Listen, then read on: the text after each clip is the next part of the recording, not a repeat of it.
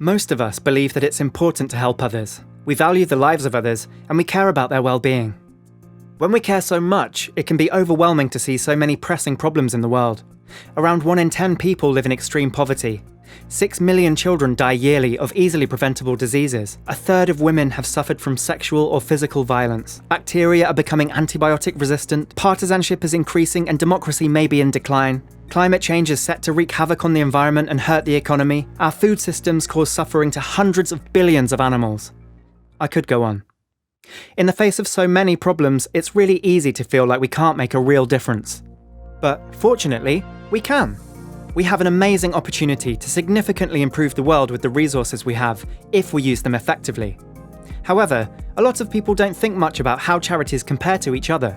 Only about a third of people do any research before giving to charity, and only 3% based on what they actually accomplish. This is probably because it's a common assumption that a really good charity might only do a little bit more good than average. But it turns out the difference is much more dramatic. The best charities can be at least 10 times better than a typical charity within the same area, or hundreds of times better than poor-performing charities. Some charities even actively harm those they seek to help. These huge differences don't tend to come from trivial things like administrative costs. Instead, they almost always come from the kinds of interventions the charities pursue. To make this more concrete, we will look at some numbers from the World Bank on interventions working on waterborne illnesses. Sanitation is very important. It's not something we think about that much in rich countries, but waterborne illnesses kill more than 3 million people each year, mostly children. Let's see how many years of healthy life different water-related interventions get us for $1,000 US. Providing piped water and flushing toilets give us roughly 6 months of healthy life. $1,000 for 6 months of healthy life seems like a fantastic deal. However, it turns out that giving people chlorine to disinfect their water is about 10 times more effective. And it doesn't stop there. Giving sick kids zinc with their electrolyte salts can result in an extra 33 years of healthy life for the same $1,000. But if we broaden our search to the treatment of any disease within low-income countries, the differences are even more incredible. The World Bank's best guess is 200 years of life per $1,000 spent treating and preventing malaria. If we go on to compare this to high-income countries, where we will often be willing to spend $1,000 for a week of healthy life gained through new cancer drugs, the difference is even greater.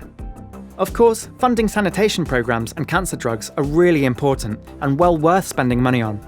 This only serves to emphasize the incredible opportunity funding malaria prevention represents. And it is critical that we act on these opportunities because people's lives are on the line. Each one of those little heart icons represented a year of life of a human being unlike any other. They have a best friend, they have a favourite song. They have plans, hopes, and desires. That's what the statistics represent. That's why we're so worked up about the numbers. We've covered why we give more effectively, but why also give more.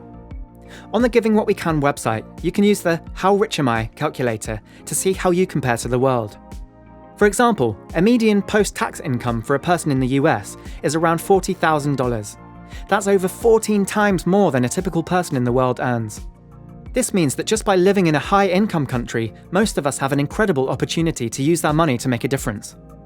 Here's the impact a typical American could have if they donated 10% of that income to the best charities in global health.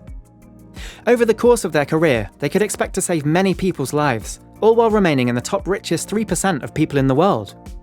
Most of us don't expect to save lives during the course of our workday. But by working a regular job and donating a portion of our income to effective charities, we can expect that our donations will save lives. Members of our community have turned their care into commitment by pledging to use their income to help improve the lives of others. Since 2009, we have grown to more than 5,000 members, over $200 million donated, and over $1.9 billion pledged. The most popular pledge is 10% of lifetime income, but many people also make shorter and smaller commitments, and some make much bigger commitments.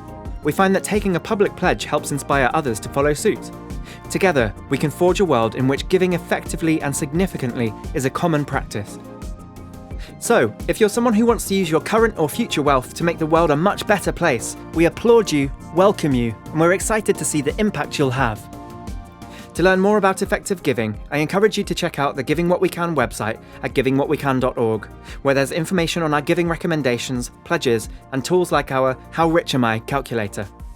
To learn more about effective altruism and the other ways to make our limited resources do the most good, check out effectivealtruism.org.